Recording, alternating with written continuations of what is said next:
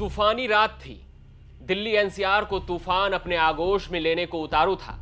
इसी तूफान की आड़ में एक शख्स तरुण के घर में घुसता है और उसकी पत्नी के सामने ही उसे गोली मारकर वहां से फरार हो जाता है।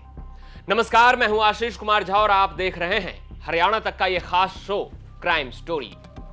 तूफानी रात में तरुण को गोली मारने वाला शख्स कौन था? आखिर उसने तरुण को ही गोली क्यों मारी? इस हत्या के पीछे की क्या है असली वजह? इस वीडियो में आइए जानते हैं इन सभी सवालों के जवाब। 2 साल पहले तरुण एक इको गाड़ी चलाता था। इस दौरान उसकी दोस्ती सोनू नाम के एक शख्स से हुई। दोस्ती धीरे धीरे गहरी होती चली गई। दोनों एक दूसरे के घर आने जाने लगे। तरुण अपनी पत्नी सीमा के साथ पलवल के सलगढ़ इलाके में रहता था, तो वहीं तरुण का दोस्त सोनू कृष्णा कॉलोनी में किराए के मकान पर रहता है। एक दूसरे के घर आने जाने के कारण सोनू की जान पहचान तरुण की पत्नी सीमा से भी हो गई। अब धीरे धीरे सीमा और सोनू में नजदीकियां बढ़ने लगी। दोनों एक दूसरे से मिलने लगे और दोनों का प्रेम प्रसंग शुरू हो गया। इसकी भनक तरुण को लग गई थी। पत्नी का दोस्त के साथ शुरू हुए नाजायज संबंध को लेकर उसने कई बार टोका, लेकिन फिर भी वो दोनों नहीं माने और दोनों एक दूसरे के साथ मिलते जुलते रहे। तरुण का बार बार टोकना सोनू को पसंद नहीं आया।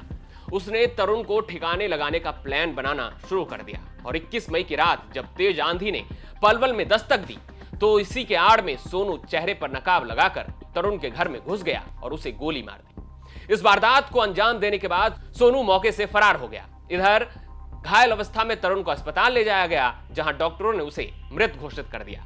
घटना के बाद तरुण की पत्नी सीमा ने पुलिस को शिकायत दी, जिसमें उसने बताया कि 21 मई की रात करीब 9:30 बजे वो और उसका पति अपने मकान की छत पर बने कमरे में बैठकर बातें कर रहे थे। इसी दौरान तेज आंधी और बारिश आ गई, जिसके कारण लाइट चली गई।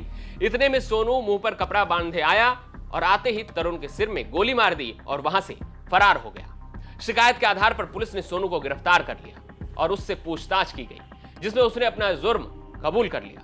पूछताछ के दौरान आरोपी सोनू ने जान देने का भी प्रयास किया, लेकिन समय रहते पुलिस ने सीपीआर और फर्स्ट एड देकर उसकी जान बचा ली और उसे अस्पताल में भर्ती कराया गया। पलवल के डीसीपी क्राइम मनोज वर्मा ने इस मामले को लेकर और क्या जानकारी दी है, सुनिए। कल दिनांक 21/5/2025 को एक सीमा नाम की युवती जो नई बस्ती सालागढ़ पलवल की रहने वाली है, उन्होंने किटवाड़ी पुलिस चौकी में पहुंचकर इतला दी कि रात को जब मैं अपने पति के साथ घर पर थी, तब एक नकाबपोश व्यक्ति आया और उसने उसके पति तरुण की गोली मारकर हत्या कर दी।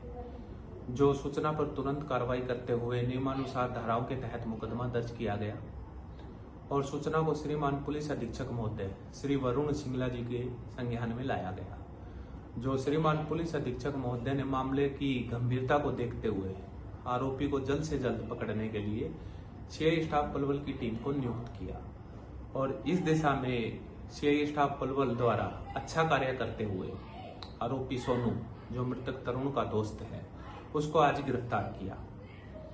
जब आरोपी सोनू को गिरफ्तार करके सीआईए स्टाफ के परिसर में लाया गया, तब आरोपी सोनू द्वारा फांसी का फंदा लगाकर अपनी जीवन लीला समाप्त करने की कोशिश की गई, परंतु सीआईए स्टाफ में तैनात मुलाजमान की मुस्तैदी के कारण आरोपी सोनू ने जो फांसी का फंदा लगाकर अपने जीवन लीला समाप्त करने की कोशिश की थी, उसके मंसूबों पर पानी फेर दिया और तुरंत मल्टी स्पेशलिस्ट हॉस्पिटल में एडमिट कराया, जो अभी उपचाराधीन है और डॉक्टर के कहे अनुसार अभी उसका जीवन खतरे से बाहर है। आरोपी द्वारा जो यह कार्य किया गया, फांसी का फंदा लगाकर अपनी जान देने की कोशिश की गई, इस बारे में इसके परिजनों को भी सूचित कर दिया गया है।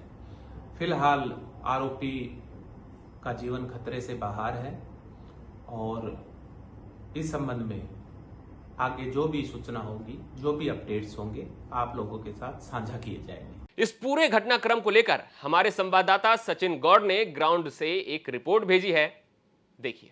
ये कहानी है अवैध संबंधों के चलते हत्या करने की और हत्या के बाद जब पकड़े जाने पर आत्महत्या के प्रयास की। दरअसल कहानी कुछ यूं है कि 21 मई को जब फरीदाबाद पलवल समेत पूरे एनसीआर में तूफान जोरों पर था, तो करीब करीब 9:30 बजे की एक वारदात बताई जा रही है, जब एक महिला जो कि पलवल के सल्लागढ़ की रहने वाली है, पुलिस को शिकायत देती हैं कि रात करीब 9:30 बजे एक शख्स, अज्ञात शख्स चेहरा ढके हुए उनके घर पर आया। हालांकि उस समय लाइट नहीं थी, वो आया घर में, उस समय वो और उनके पति सीमा और उनके पति तरुण मौजूद थे। इसी दौरान एक शख्स आता है, गोली मारता है और वहां से फरार हो जाता है। फरार होने के बाद जब आसपास के लोगों को इकट्ठा किया जाता है और तरुण को अस्पताल में पहुंचाया जाता है, लेकिन तब तक बहुत देर हो चुकी थी, तरुण की मौत हो गई थी। इसके बाद जब ये शिकायत पुलिस को दी गई तो उसमें महिला ने एक शख्स पर शक जताया जिसका नाम सोनू था।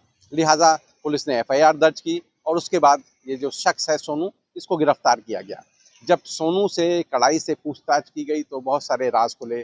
सोनू ने बताया कि वो और जो मृतक तरुण था वो कई सालों से दोस्त थे। एक समय में दोनों साथ में इको गाड़ी चलाते थे। इसी दौरान दोनों की दोस्ती हुई, घर आना जाना शुरू हुआ और इसी के चलते सोनू जो है आरोपी और जो मृतक तरुण है उसकी पत्नी सीमा के बीच में अवैध संबंध हो गए। इस बात को लेकर तकरार होने लगी। तरुण सोनू से झगड़ा भी करने लगा।